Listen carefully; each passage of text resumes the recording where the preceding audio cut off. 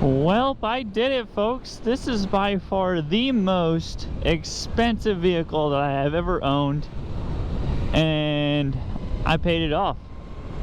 Hello everybody, coming at you with all my might. It is Smite. How you guys doing today? Today we are out for a ride on my, emphasis on my, brand new 2020 Zero SRF. Yeah, it's a pretty crazy feeling, actually. I can't believe it happened. It happened so fast too. I actually only paid on this for 6 months. So I paid $15,000 in 6 months. I actually paid $16,000 for the bike. I had $1,000 that I used to pay for the taxes, etc., etc. So the amount of money that I got loaned from the bank was like 15.8, not 15.8, 15.5, let's say. And 6 months later, I paid it off. Now, during this whole entire time, I have been working and crazy obscene hours because nobody wants to work, so we are not able to get help. So that just means there's more work for everybody else. So I've been putting in crazy overtime during these past 6 months that I was able to just shell out enough to pay on my house and yet still pay this sucker off. I mean, I literally just did it, so it's not 100% set in until I actually like sit down and realize I'm not having to shell out $300 a month for the bike. So it's crazy.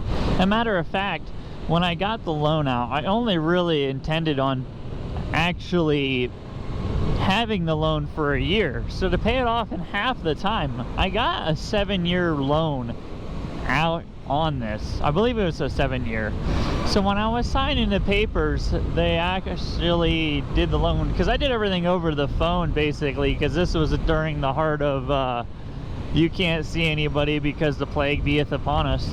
And so they set everything up, and they actually set me up with gap insurance. And I was reading over the email and I'm like, whoa, whoa, whoa, whoa, I don't want gap insurance. If you don't know what gap insurance is, it cover if something were to happen and you owe more, you were underneath the vehicle, quote unquote, that insurance would pay your way out of the vehicle, so you don't have a bill on a vehicle that doesn't exist. And I'm like, oh, I won't need that. I said, I bought the bike and it's like $3,000 under book. And she's like, oh, well, by the end of your loan term, you're not gonna be. The bike will have degraded in value. And I'm like, yeah, I think I'll be fine. All knowing that I only plan on paying it for a year, let alone 6 months, is a crazy feat in and of itself. And let me tell you what, it took lots and lots of hard work, but it is pretty cool. Now there's more on the horizon.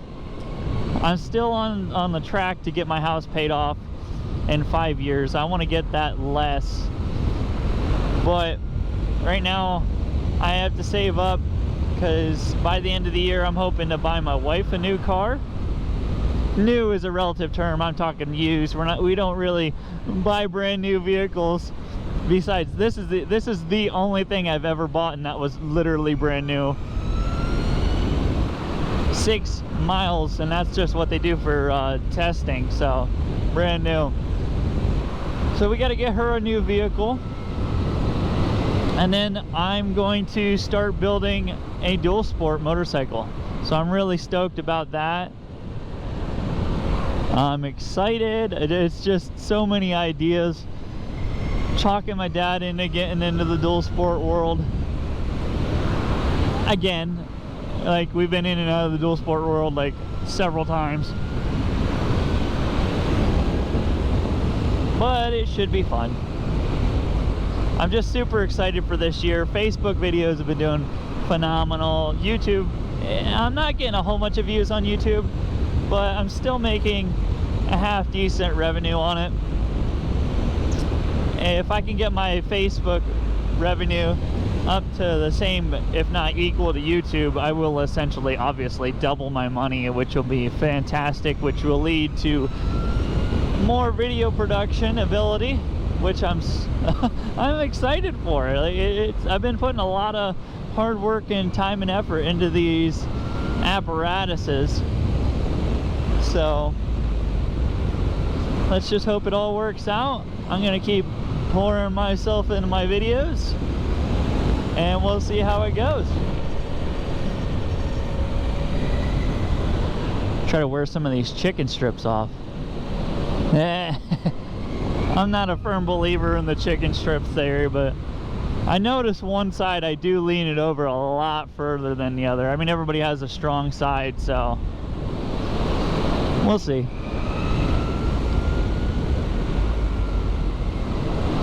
I need to get my tank grips installed. My legs are sliding around on the tank.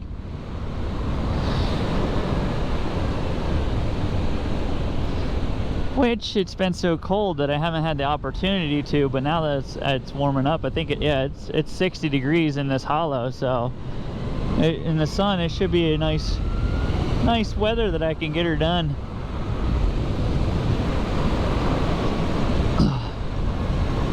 I need to wash it too. Last time I rode, we got caught in a lot of muddy crap because there was water running across the mountain roads, so that's probably on my next to-do list, is go home, wash this, stick my tank grips on, and we'll be set. The problem is that once you stick the tank grips, they suggest not riding it until they get a nice setup for about a day, 24 hours. I could probably do that today. I'm not, but the thing is I want to go to work. Well, I don't want to, but I have to. But I want to take the motorcycle, so it is what it is. I'll get them on. I might just have to take the car again, but then again, I think it might supposed to rain tomorrow, so it'll all work out. But anyhow, that's my story, and I'm sticking to it. Oh, he's dodging the grate. Thank you so much for watching. Thanks again for supporting the channel. And all of my people who are out there sharing my Revzilla links, I love you. You know who you are, and I really appreciate what you do and how you help the channel out. Thank you so much for watching. We are now at 904 miles. Have a nice day, and God bless.